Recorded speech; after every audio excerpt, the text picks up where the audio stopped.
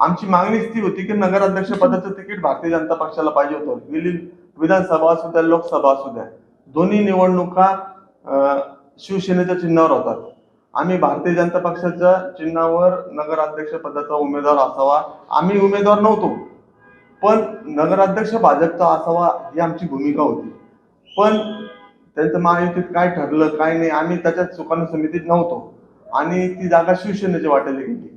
शिवसेनेच्या वाटेला जागा गेल्यानंतर उमेदवार ठरवण्याचा पूर्ण अधिकार आमदार अमोल खताळांना मिळाला.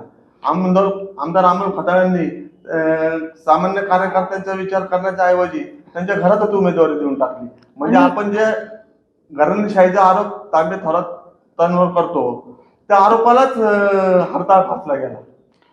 आता तसं पाहिलं तर त्यांनी या लढतीमध्ये घराणेशाही म्हणजे त्यांचं पण स्वतःच भाऊजाईला पण दिलेलं आहेच की, तिकीट दिलेलं आहेच की. आणि सगळ्यात महत्वाचा विषय असा आहे का त्या ज्या उमेदवार आहेत महायुतीच्या सुवर्णताई खताळ या अमोल खताळ साहेबांच्या निवडणुकीत कुठेही प्रचारात नव्हत्या, काहीही नाही. त्यांना कोणी ओळखतही नाही एवढं. त्या एक शिक्षिका म्हणून